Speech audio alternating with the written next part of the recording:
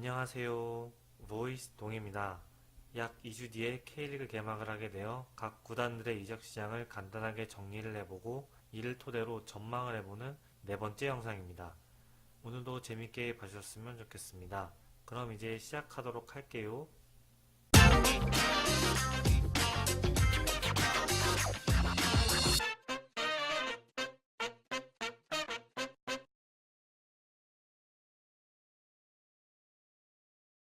오늘 알아볼 팀은 지난 시즌 4위를 차지했던 뜨거운 용광로 포항 스틸러스입니다. 먼저 이적 시장을 통해서 포항 스틸러스에 입단하게 된 선수들은 태국의 북이람 유나이티드에서 유준수, 서울 이랜드에서 전민광, FC 서울에서 심상민, 인천 유나이티드에서 김용환, 몬테네그로 부두치노스트 포드고리차에서 블라단, 전남 드래곤스에서 완델손, 인도네시아의 베르세바야에서 데이비드가 정식 입단을 하였고 광주 FC에서 이승모가 임대 복귀를 하였습니다. 그리고 군 복무를 위해서 아산무궁화에서 활동했던 박선용이 제대하며 팀에 다시 합류했습니다. 반면 이적 시장을 통해서 포항을 떠나게 된 선수들도 알아보겠습니다. 먼저 포항의 미래였던 이근호는 전북으로 떠났고 이후권은 부산 아이파크, 김동현은 성남FC로 떠났으며 알레망은 브라질의 피게이렌세로 떠났습니다.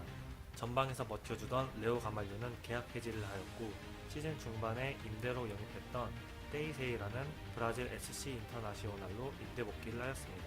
마지막으로 포항의 측면에서 활약해 주었던 강상우는 군 복무를 위해 상주 상무로 입대를 하게 되었습니다. 포항 스틸러스의 이적 시장에 대해서 총평을 해보자면 지난 시즌 포항의 수비는 4위라고 하기엔 많은 실점을 했다고 생각을 합니다. 그렇기 때문에 이번 이적 시장을 통해서 더 단단한 수비를 펼치기 위한 영입이지 않았나 싶습니다. 2014에서 2017 시즌까지 수원FC에서 뛰었던 블라단과 서울 이랜드에서 센터백으로 포지션을 변경했던 전민광을 영입하였다는 것이 좀 더 다양한 수비 조합으로 단단한 수비를 나타내고자 한 것이 아닌가 싶습니다.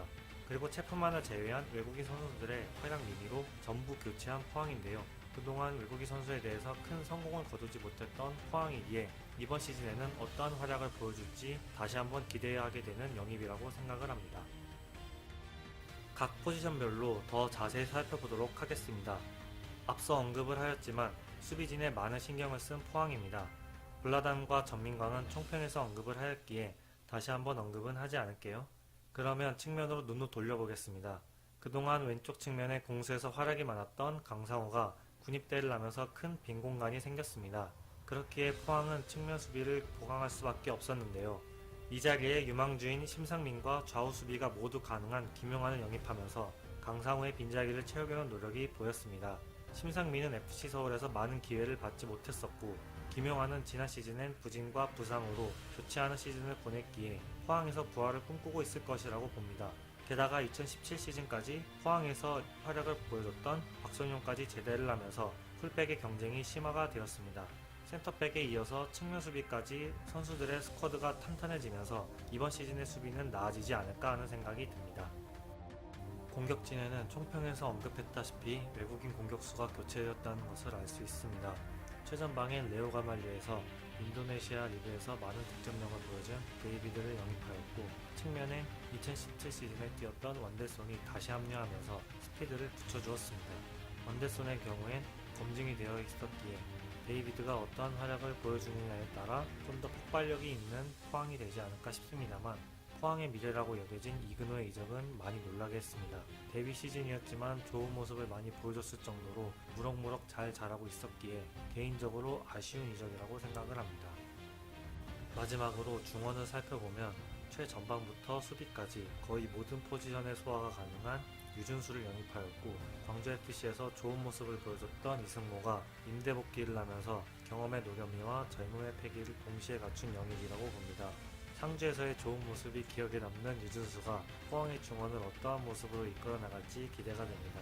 반면에 이승모는 지난 시즌 대전과의 준 플레이오프에서 장기 부상을 당하면서 시즌 초부터 활약하는 것을 보기 어려운 것에 대해 아쉬움이 남습니다.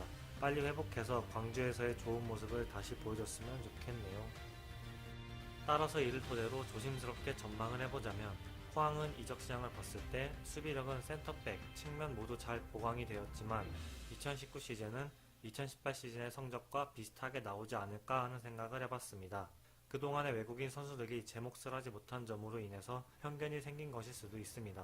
게다가 다시 합류한 완델손의 경우에는 가끔씩 결정력이 좋지 않은 경우가 있었고, 데이비드는 인도네시아 리그에서 강력한 모습을 보였다는 것에는 긍정적일 수 있으나 K리그 무대에서 얼마나 적응을 잘 할 수 있느냐에 따라 활약 여부가 결정될 것이라고 봅니다.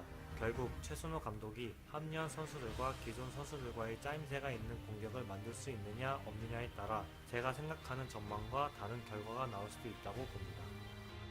그렇기에 이번 시즌 포항의 키워드는 반전이라는 단어가 어울릴 것 같습니다. 과연 포항의 공격력이 스틸타카로 불렸던 시절처럼 화끈한 공격력이 펼쳐질 수 있을지 지켜보는 것이 하나의 관전 포인트가 될 것 같습니다.